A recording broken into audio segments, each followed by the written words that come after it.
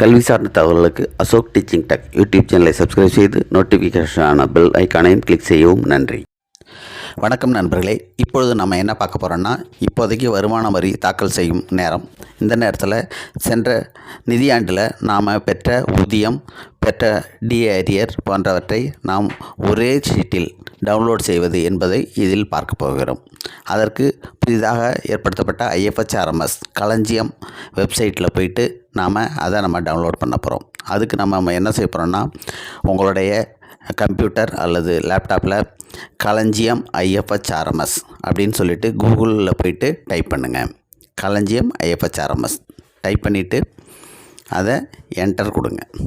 களஞ்சியம் IFHRMS enter கொடுத்தாச்சு. இப்போ ஃபஸ்ட்டில் TNTA களஞ்சியம் அப்படின்னு சொல்லிட்டு வந்திருக்குது. ஃபஸ்ட்டில் இருக்குது பாருங்கள், ஹோம், அதை கிளிக் பண்ணிவிடுங்க. அதை கிளிக் பண்ணோம்னா நம்மளுடைய களஞ்சியம் வெப்சைட் ஓப்பன் ஆகிடுச்சு. இந்த பக்கம் ரைட் சைடில் இருக்குது, களஞ்சியம்னு இருக்குது பாருங்கள். அதுதான். இந்த பக்கம் லெஃப்ட்டில் வந்தீங்கன்னா லாகின் சொல்லிவிட்டு எம்ப்ளாயி, பென்ஷனர், அதர்ஸ்னு இருக்கும். அதில் எம்ப்ளாயி ஐடி நம்மளுடைய IFHRMS நம்பர், அதை நம்ம லாகின் பண்ணணும். ஒருவேளை உங்களுக்கு பாஸ்வேர்டு மறந்து போச்சுன்னா அதில் கீழே பார்த்தீங்கன்னா ஃபர்கட் பாஸ்வேர்டுன்னு ஒன்று இருக்கும்.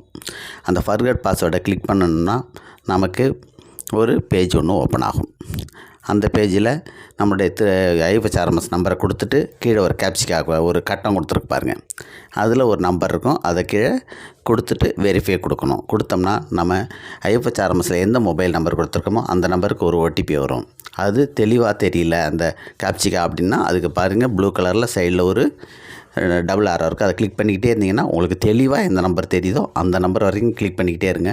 தெரிஞ்ச பிறகு அந்த நம்பருக்கு கீழே டைப் பண்ணுங்கள். டைப் பண்ணிட்டு வெரிஃபை கொடுங்க. வெரிஃபை கொடுத்தா உங்களுக்கு உடனே OTP வரும். OTPயை திரும்ப என்ட்ரு பண்ண சொல்லும். என்ட்ரு பண்ணிவிட்டு நம்ம புது பாஸ்வேர்டு ரீசெட் பண்ணிக்கலாம். திரும்ப இங்கே அதே நம்பர் அடிக்கிறோம். புது பாஸ்வேர்டு நம்ம ரீசெட் பண்ண பாஸ்வேர்டை திரும்ப டைப் பண்ணுறோம். டைப் பண்ணிட்டு சைன்இன் கொடுத்தோம்னா நமக்கு புதுசாக ஒரு பேஜ் ஓப்பன் ஆகும். இந்த பேஜில் அப்படியே பார்த்திங்கன்னா இதில் நமக்கு அதுக்கு முன்னாடி மேலே ஒரு ஆள் படம் இருக்கும். அது இருந்ததுனா தான் நமக்கு சைன்இன் ஆகிடுச்சின்னு அர்த்தம். அதை கிளிக் பண்ணால் நம்ம பேர் டீட்டெயிலும் வரும். அதுக்கு பிறகு கீழே பார்த்திங்கன்னா நமக்கு சப்ஹெட்டிங் நிறையா இருக்குது. அதில் சர்வீஸ்ன்னு இருக்குது. இதில் நம்மளுடைய செல்ஃப் சர்வீஸும் பண்ணுற மாதிரி இருக்குது. ரிப்போர்ட்ஸ் இருக்குது, மற்றதெல்லாம் இருக்குது. நம்ம இப்போ பார்க்க போகிறது அந்த ரிப்போர்ட்ஸை மட்டும் கிளிக் பண்ணிங்கன்னா போதுமானது. இந்த ரிப்போர்ட்ஸ்லேயும் பார்த்திங்கன்னா கீழே நிறைய ஆப்ஷன்ஸ் கொடுத்துருக்குறாங்க. அதில் நாம் அதுலேயும் உள்ள ரிப்போர்ட்ஸை நாம் இப்போ கிளிக் பண்ணிக்க போகிறோம். கிளிக் பண்ணி அதில் சப்ஹெட்டிங் வரும். அதை நம்ம பார்க்க போகிறோம். அதில் பார்த்திங்கன்னா இந்த ரிப்போர்ட்ஸ்க்கு ஆல் ரிப்போர்ட்ஸ் கீழே வரும்போது பார்த்திங்கன்னா அப்படியே ஃபஸ்ட் பண்ணால் பேட் ஆன் பர்டிகுலர், பேட் ஆன் ஸ்டேட்மெண்ட் அப்படியே இருக்குது பாருங்கள். அதை நாம் கிளிக் பண்ணணும். அதில்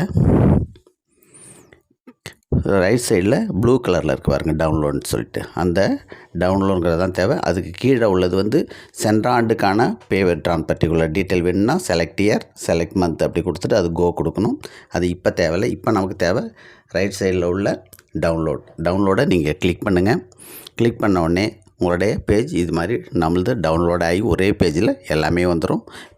டிஏ நம்ம வாங்கின எல்லா அமௌண்ட்டும் இதில் நமக்கு தெளிவாக வந்துடும். இதை நமக்கு வருமான வரிக்கு பயன்படுத்தி கொள்ளலாம். மேலும் ஒரு நல்ல தகவலுடன் உங்களை சந்திக்கிறேன். நன்றி, வணக்கம். இதில் HTML ஃபைலாக இது டவுன்லோட் ஆகும். அதனால் நீங்கள் கம்ப்யூட்டரில் தான் செய்யணும், மொபைலில் டவுன்லோட் ஆகாது. கம்ப்யூட்டரில் இது டிஸ்பிளே ஆனவுடனே நாம் Ctrl+P கொடுத்து பிரிண்ட் அவுட் எடுத்துக்கொள்ளலாம். நன்றி.